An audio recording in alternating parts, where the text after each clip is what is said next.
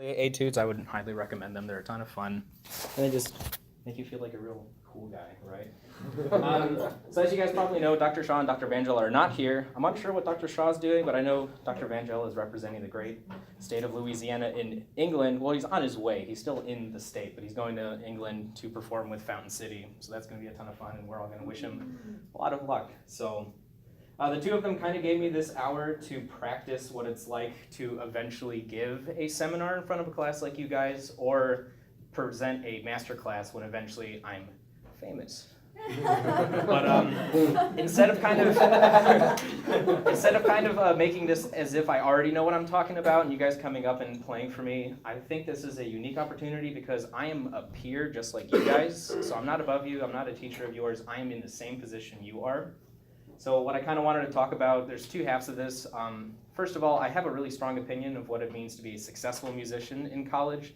So for you upperclassmen, this might be a little bit of a refresher, but for undergrads, definitely listen, because this is something that's really easy to do, and it'll give you a lot of returns later on in life. And then the second half, I'm kind of unique in that I sucked for 6 years, and I started college in 2012, so I learned how to practice last year.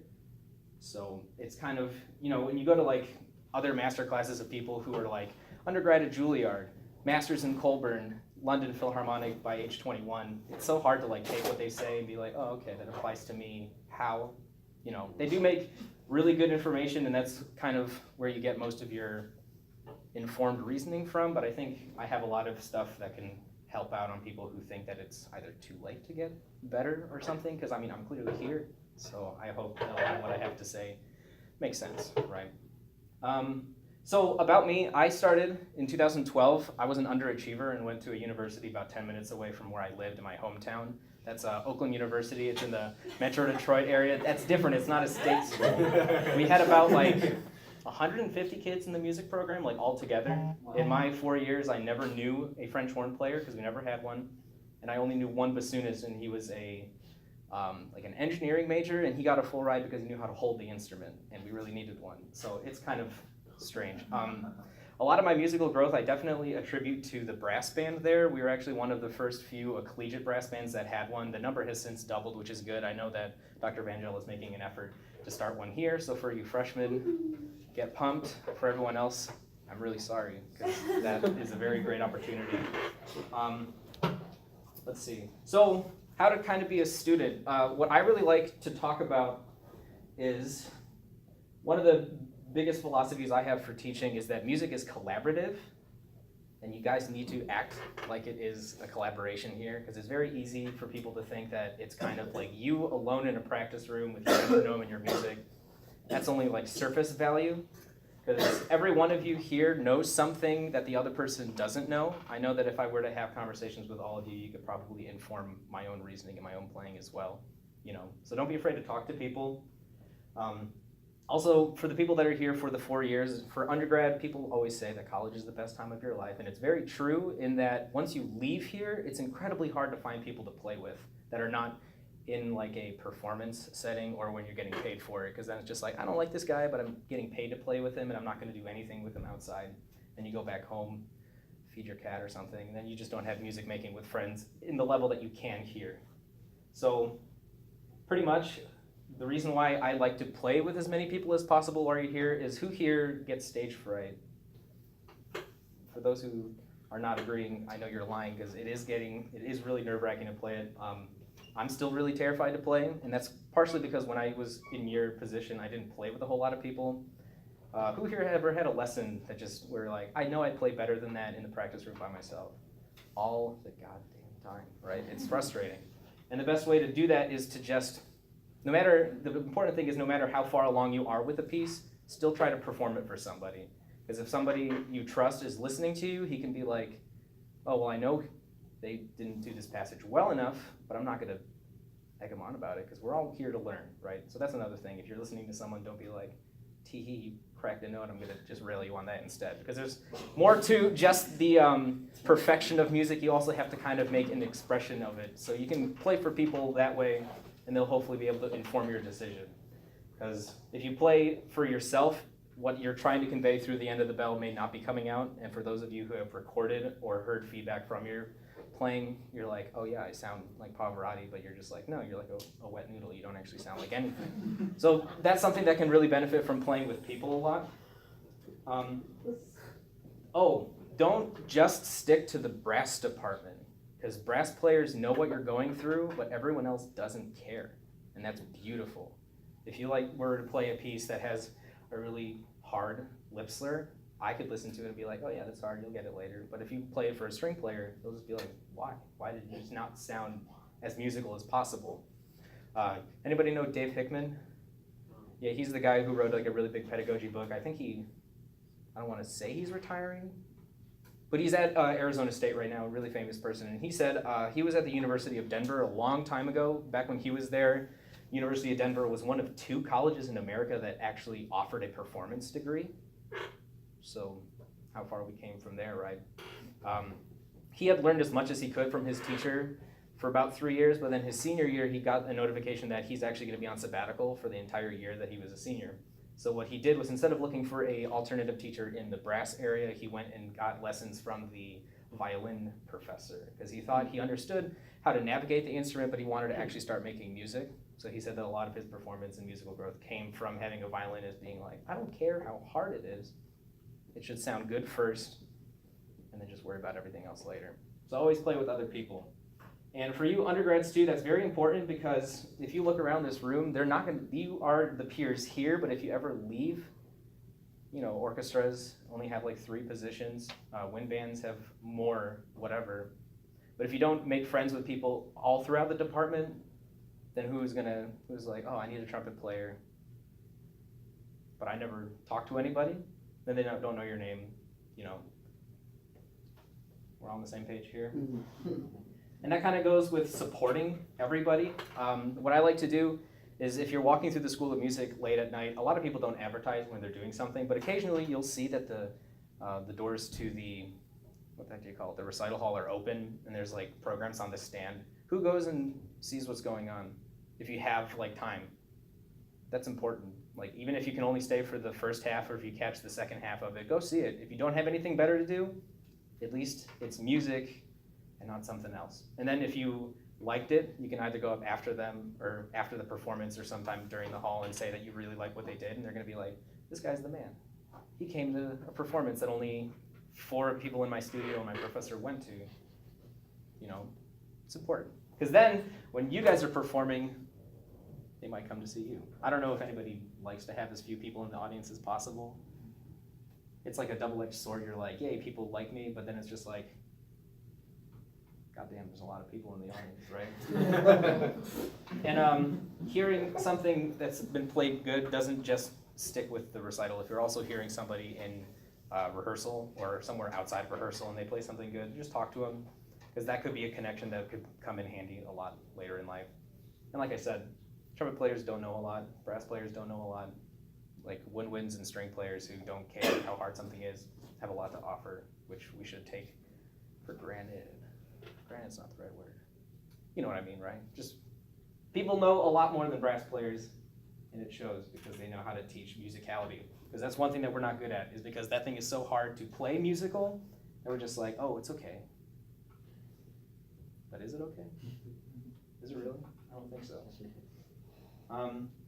So that's kind of my whole,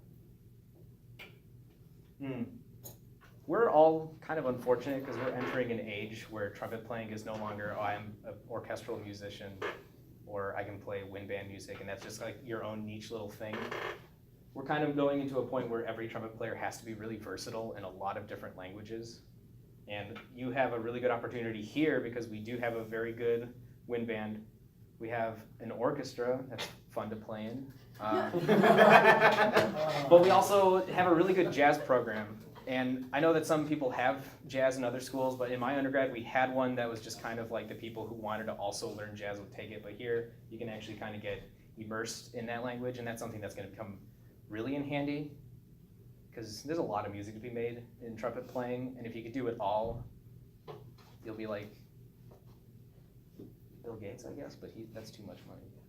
You know what I'm talking about, though. Just be able to play as much as possible so that if somebody presents you with something, you can't say, no, I can't do that. That's what you're always going to try to avoid, is having somebody bring something to you to play for them, and you have to say, no, I can't do this. I don't know how to play pick that well. I can't read basic changes and stuff like that. Because if you say yes to everything, they're going to ask you to play everything. So take advantage of all the different types of ensembles here. Play for quintets and quartets. I know that you guys don't necessarily have one that follows your year, like in other places. Does the freshman have a quintet here? Or no? That's like coached regularly? It's all optional. But you guys do have your own, right? Okay. That does me proud. Good. Because that's important too, because in ensembles, we're always treated as like secondary instruments because we have to not cover up strings or woodwinds and stuff like that. So being able to play in a quintet or in a trio with other people, you're actually able to make music and figure out what that feels like to be able to have that kind of endurance and be able to be the forefront all the time. Because trumpet should be the forefront, I think. Yeah.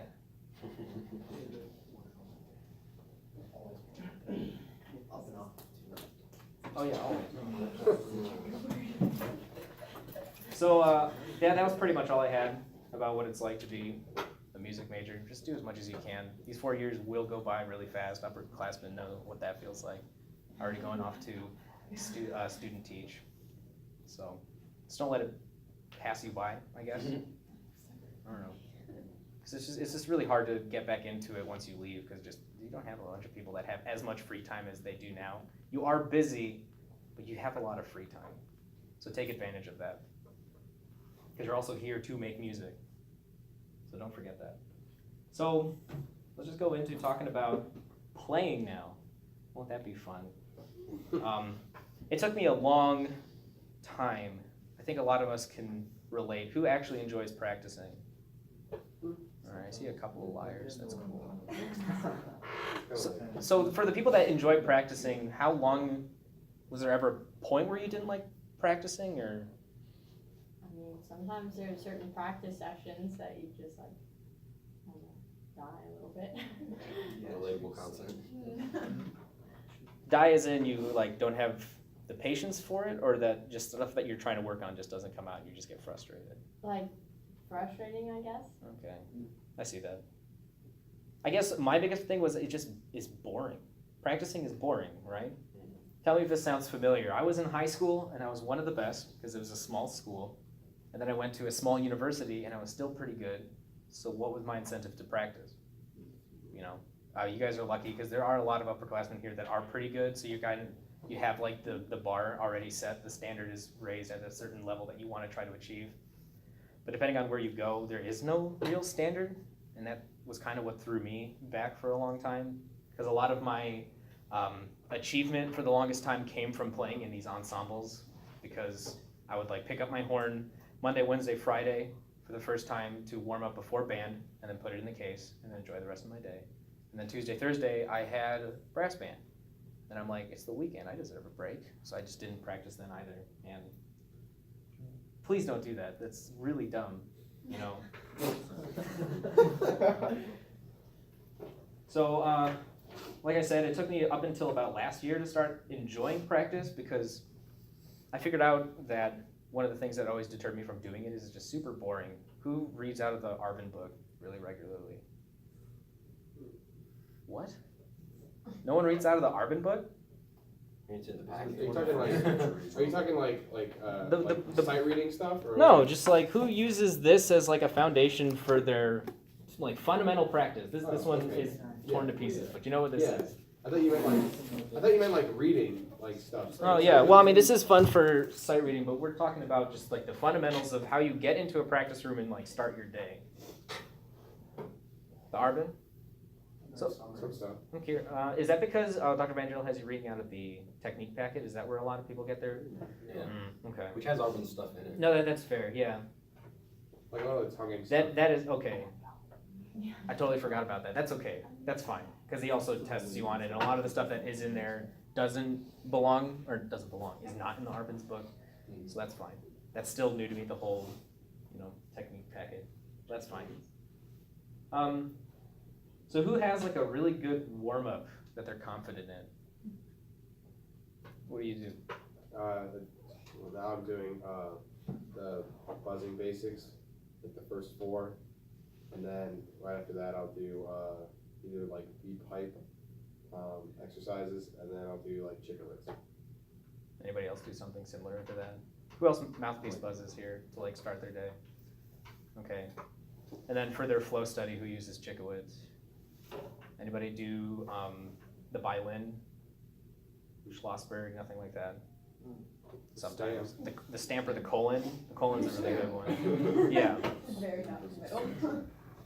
Yeah, that's all good. The thing that kind of made me want to practice, I tried to play within an hour of waking up, because if I wait too long, then I don't have trumpet on my mind the rest of the day. And what my routine is when I don't have to be here super early in the morning is I wake up and I make coffee, and then I sit on my couch, watch like YouTube, and play long tones on my cornet because I have one at home. So I'm not necessarily starting my warm-up, but I'm at least putting air through the horn, and I'm figuring out how my lips feel trying to play a nice sound that early in the morning. But what I do to actually start practicing, I think Dr. Evangel talks about this a lot. Within like the first hour of your actual warm-up, you have to try to play the entire range of the instrument that you can do. Does anybody do that? Good, yeah. And that's not necessarily, one thing that always bugged me about this is this kind of goes inside with how you play or practice high notes too, is you don't necessarily say, well, people can play a high C, so I'm gonna really hurt myself to get past an A flat to get that high. So it's not like the range of the instrument, but it's your range that you can play with a good sound, right? Because that'll come from being able to play the top note as well as possible, as often as possible, and then you'll get better. So it's a slow process, and I know we like instant success, so that's unfortunate. Dang millennials. Yeah, I know, right? Yeah, we kind of suck, I'm not gonna lie. So whenever you're doing these kinds of exercises, I always try to focus on the sound first, and then also the ease of playing. I don't normally use a tuner until later, because if you use a tuner, then you're thinking about tuning and not actually how you feel playing the instrument. Does that make sense? I know a lot of people, some people will like to use the two of them together to make sure that every time you are using, or every time you are doing slurs or flow studies, that they're always in tune. But I take those as two separate studies. There's the flow study, then there's also the tuning study that you happen to apply to the flow study. Because also in the morning, I don't have enough control to play anything in tune, but it's just kind of, it's just learning to get the air through the horn first, and then you fine tune by like the end of the warm-up session. So that's not like a huge big deal. This is going by a lot faster than I thought it would. All right, let's just let's talk about fundamentals. Does that sound fun? Yeah. Fun. You guys know what the root word to fundamentals is? Are they fun? Yeah. Hell no. Mental. Fundamentals are not fun, because this is where I ran into the most amount of trouble, is that they're just super boring to play. And I think it's worse off that you guys are only reading the technique packet, because who just reads it once a day or something like that? Like, I actually have never, I don't have experience practicing out of it, so, like, yeah. Wait, can you repeat the question? How do you how do you work on fundamentals through your technique packet? Oh, I do like half of it every day. Like I do all the odds one day, and then I do evens the next day. Is that enough variety to keep you interested, though? Yeah. That's interesting. Change up to like 2 Fascinating. I mean, it gets faster as I do better at them. Yeah, but that's just like a change in tempo, but you're still reading the same I exercises think over you and over should again. try something different every day. Like, you do like slurs, like don't just do like the one slur study out of the technique packet. Do like some slurs like different. You know, Okay. like instead of going duh, go duh. You know, Okay. change it up. Yeah, that makes sense. What's up? I think it's nice in fundamentals though to like, even if you do like different things, if you're trying to like track one thing, you need like one independent variable, not like 20. So if you're like, for me, like if I'm working on like something with flexibility or finger wise, I feel like I need at least one exercise that I'm doing once every other day to be able to track my progress. And whether I do other technique stuff or other flexibility stuff, that'll be better, but it's nice to have something that I can track. Yeah, I actually like that, the whole having one thing that you can track your progress in. I didn't think of it that way.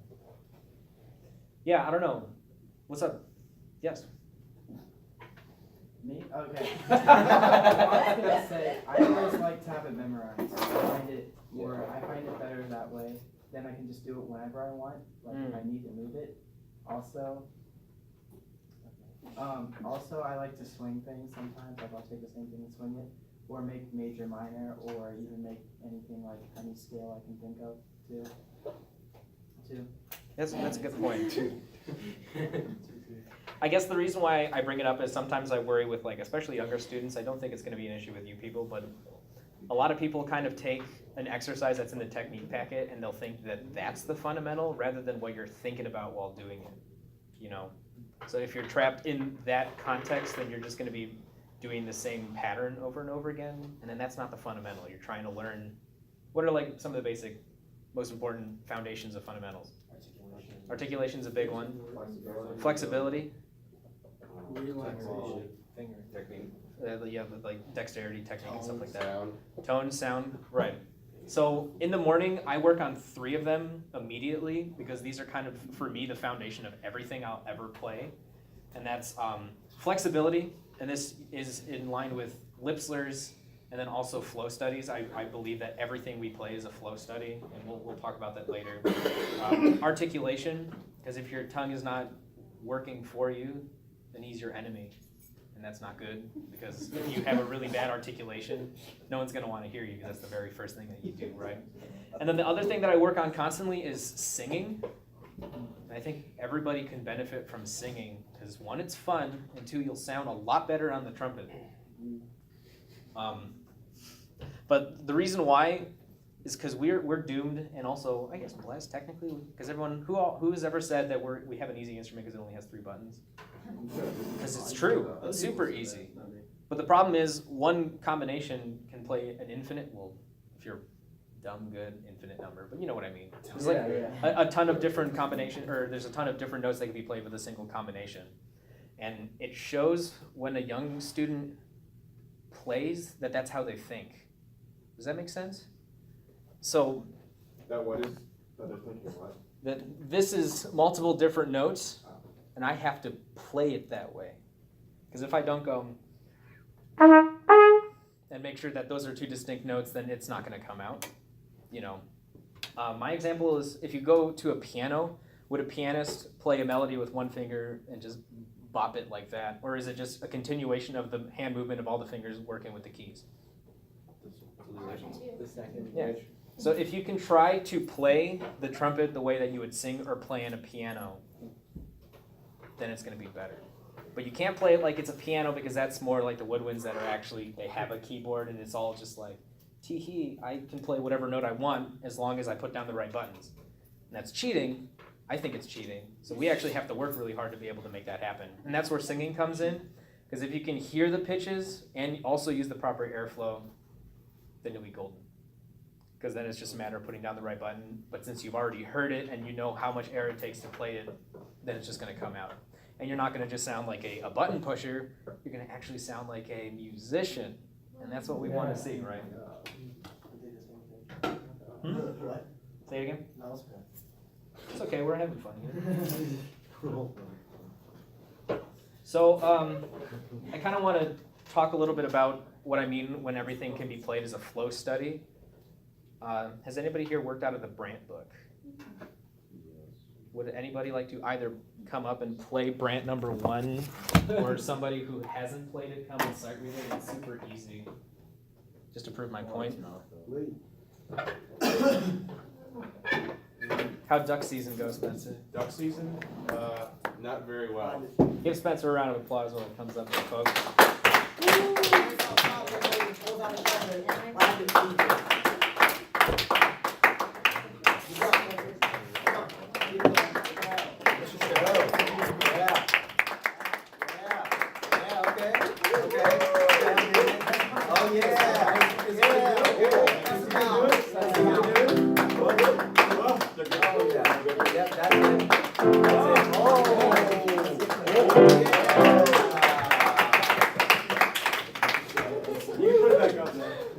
Yeah, put it back up.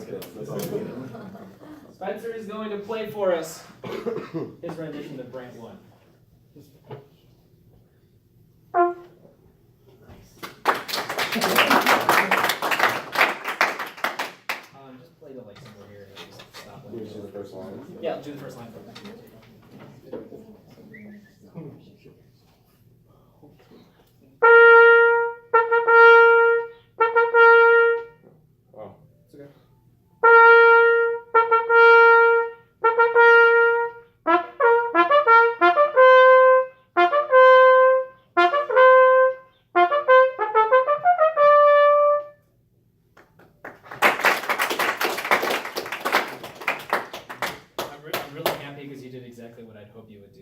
This is good. So what you guys hear in his articulation and his sound throughout the first half of this? Articulation is maybe usually the first part of each like phrase. Yeah, which is okay, that's stylistic and he's also sight reading, but more importantly, how is his articulation between every note that he had played?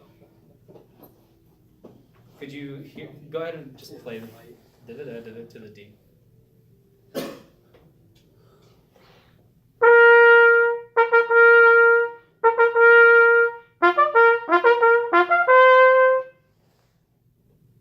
Now that you know what you're listening for, am I going to catch anything that second time? It sounded to me like anytime, you guys know what the Brandt studies are? They're for orchestral musicians. So you're supposed to play these as orchestral as possible. And once you've heard one, you've heard all of them. But they're still fun to learn because you can also learn articulation and being able to be consistent with that.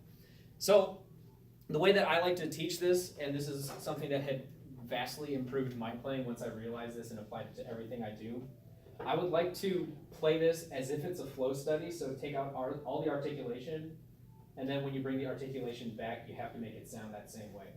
So when we, as students, try to play something articulated, what do we usually do to make the front of the note stronger?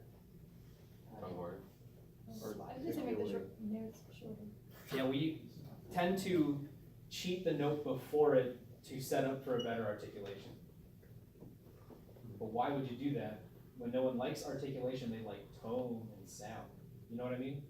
So you're gonna play this as a flow study. You're gonna articulate the first one, and then anytime you have to come in and breathe, you can do that too. Okay. Can you give that a try? Just like up to the. Yeah, just go. Yeah. Okay. Because it's gonna get hard. So I'm sorry.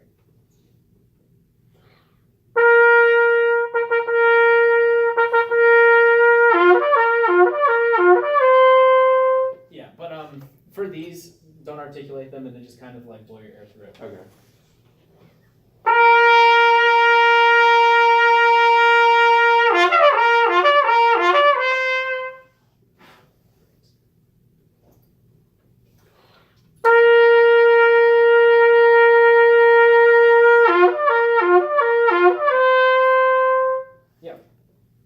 So using that idea of forward momentum with the air, then just put a little bit of an articulation before everything. But don't cheat the note by cutting it off short to prepare for your articulation.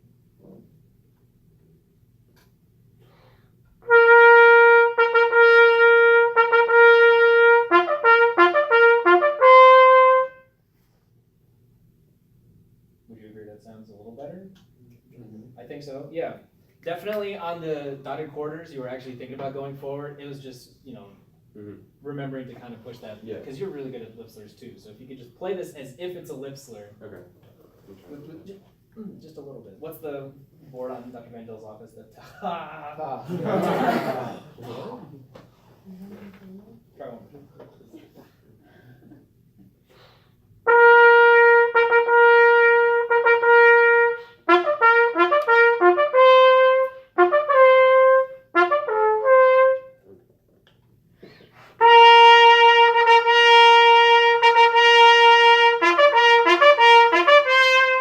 Think of it as playing at full value instead of.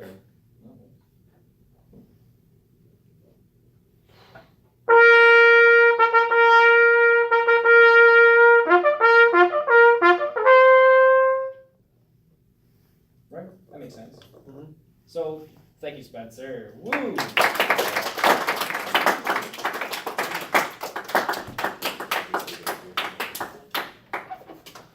If you play it that way, then you're not playing short. And if you ask anybody, you don't ever play short. No. I'll be so mad. I'll be sitting at home and I'll be like, someone's playing too short. Don't ever do that. Because the trumpet sounds good, but you need to be able to actually play notes long so that you can hear it more often. And you can apply the flow study to anything you play at all. Sometimes on like harder etudes it will get difficult, but it'll help you in the long run. Because then you're not worried about using your tongue to kind of propel air at all. You're actually using your muscles the way that they're intended to. Because sometimes if you're articulating, then you can be like, oh, well, I'll just take the horn off my face really quick to set for an articulation to play something higher. But you're just cheating yourself out of teaching your corners to do the rest of the work. So if you play everything as continuous as possible, then you don't have a chance to reset. And that's what happened with me a lot. My high range was terrible because I would always try to reset for the upper register where you make your lips as flat as possible, like you're blowing a reed of grass or whatever. Don't do that. Don't do that. Don't be dumb like me. And what's the most frustrating is Dr. Vangel and I have been working on this too, where you use your corners, like push them forward. And I've seen more success, but you know what's frustrating? For 4 years, my undergrad professor was telling me the same thing, but I didn't listen because it was easier for me to play it that way.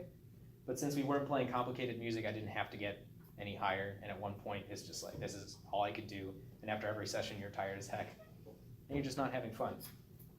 That make sense? Yes. Wango.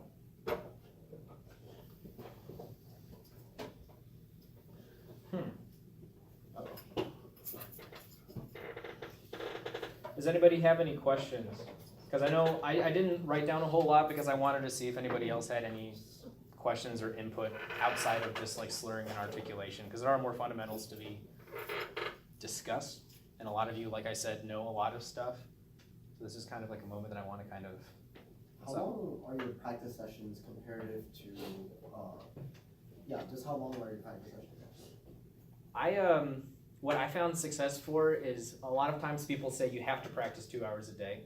So people think, well, okay, so I have to start practicing 2 hours a day to get better. And that is true for an extent, but then some people are able to do that. But if you're first starting out, what I've started doing is just contextualizing things and making it into smaller chunks throughout the day. Because it doesn't have to be 2 hours start to finish. It could be 15 minutes before class, 45 minutes after lunch. I'm going to do my math wrong. Then 45 minutes, whatever, and then just like a 15-minute really, really good warm down. If you're into that stuff, I don't warm down because I'm always warmed up, right? So that's what I've been doing. The longer you can practice, the better. There are people who have such a love for practicing that I know people that do like 4 to 5 hours every day. If you have time for that, then that's fine, but it's not so much the length of practice, it's what you do with that time. Because I can say I practiced 5 hours when 30 of it was sitting there just like doing nothing, but calling it practice because I was at least thinking about the music. You know what I mean? It's okay to have mental breaks, but if that's like the bulk of your practice, then you should be practicing at least like not half as much, but it should be like your entire practice time should be about like, I'm so bad at math, 35 to 75. Is that right? What's 100? 75 plus? 25. Oh, so the other one, 65% practicing and then 35% thinking about what you just did. So that not only reinforces you being able to stay there longer because you have to listen back to the kind of recording that you did. Because if you record yourself, you're gonna hate yourself, but it does help a lot. And if you take time to listen back to a recording, then you're giving yourself a rest, but you're also thinking about what you did, and then you can kind of hear whether or not you had success and stuff like that. So where I am right now, I'm at about 2 hours because, like I said, for the longest time, I didn't practice, and I'm just really bad at it. So that's what my goal is right now, is to at least do within a day, not consecutively, about 30 minutes, 2 hours. Did that answer your question?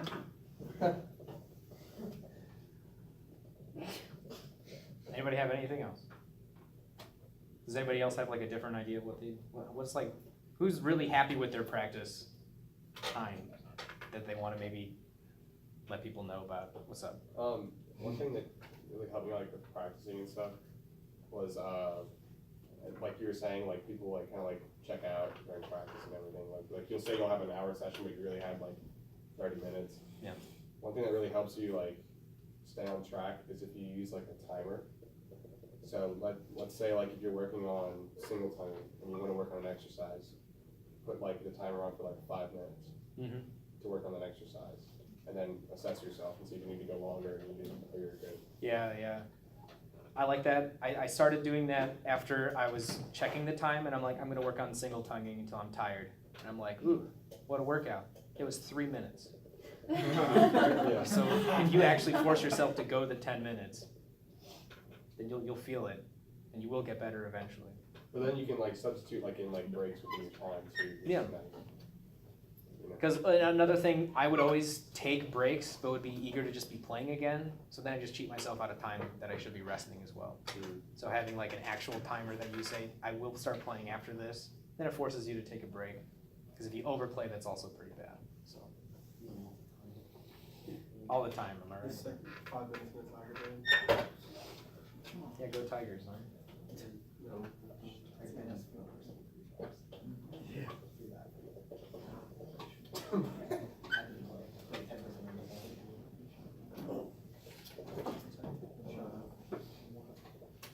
Well, what's up?